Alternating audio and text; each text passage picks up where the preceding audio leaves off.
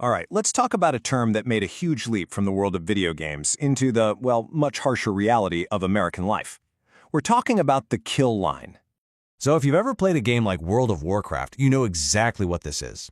You've been fighting this giant boss, their health bar is finally in the red, below 20%, and boom, a special ability lights up. It's called Execute, and it lets you finish the fight right then and there.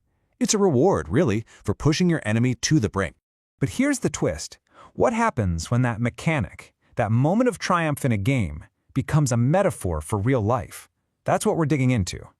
How did a term for a victory lap become the name for a sudden, catastrophic, and often permanent personal collapse? To really get it, you have to understand that the kill line isn't just one bad thing happening. Nope, it's a process. It's a brutal chain reaction that some have started calling the systemic combo, and it's designed to be almost impossible to escape. Let's break down how it works. Okay, so here's the textbook definition for you. The kill line is that point of no return. When you're above it, you're juggling, you're handling life's curveballs. But the moment you slip below it, everything changes. The very systems we have, credit, housing, jobs, they start to actively work against you, one after another, in this devastating domino effect. And this just lays it out perfectly. It's like a 4-hit combo in a fighting game. Hit 1 is the trigger. Something small, a car repair, an unexpected doctor's visit. Not a catastrophe on its own. But then comes hit 2, lockdown. You can't pay that bill right away, so your credit score gets slammed. That sets up hit 3, damage. With a bad score, you're denied a new apartment, or maybe you're even evicted. And that leads to the final blow, the execute. No stable address means you can't keep your job. And just like that, the system's got you. Game over. That whole sequence raises a pretty terrifying question. If the trigger can be something so small, then how many people are actually living right on the edge of that cliff? How many of us are vulnerable to that one-hit kill? Now, what's really eye-opening here is that second category, ALICE. That stands for Asset Limited, Income Constrained Employed. These are the folks who are working, often more than one job, but they're still just one paycheck away from disaster. So when you add the 13% officially in poverty to the 29% who are ALICE, you're looking at 42% of all American households. 42% are basically walking that tightrope every single day. And for a huge chunk of them, this is the magic number, $400.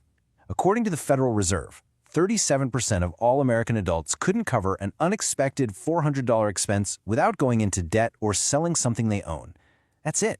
That's the razor-thin margin between staying afloat and triggering that whole systemic combo we just walked through. But here's the thing. It's not just about random bad luck.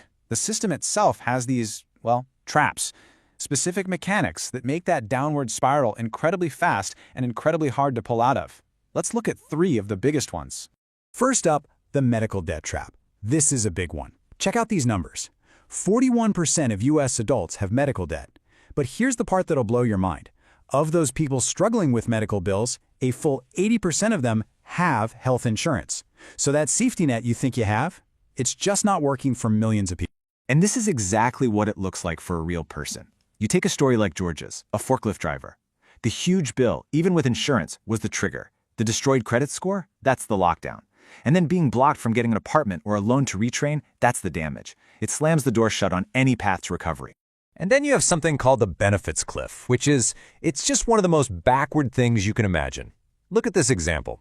A single parent gets a 50-cent an hour raise. Good news, right? She's working hard, getting ahead. Well, that tiny raise, just over $1,000 a year, pushes her over an income threshold. And just like that, she loses about $15,000 in benefits, like food and housing aid. So by getting a raise, she ends up over $14,000 poorer. The system literally punishes her for trying to improve her life. It makes no sense. And the glue holding all these traps together? It's the credit score. See, it's not just about getting a car loan anymore. It's become this kind of digital padlock on society. A bad score, which can happen just from one medical bill you couldn't pay, can stop you from renting an apartment or even from getting hired for a job. It's a perfect catch-22. You can't get a job because your credit is bad from not paying your bills, but you can't pay your bills without a job. So what happens when these traps actually spring? What does it look like in the real world when someone falls below that kill line? What's on the game over screen? Well, first, let's talk about something basic, food. You might see something called the Global Hunger Index and think, oh, the US is fine, but that index is really for comparing developing nations. The actual reality, right here at home, according to the USDA, is that 1 in every 5 children lives in a home where they don't know for sure where their next meal is coming from. Next up, losing your home. This is the official count of people experiencing homelessness on just one single night in early 2024.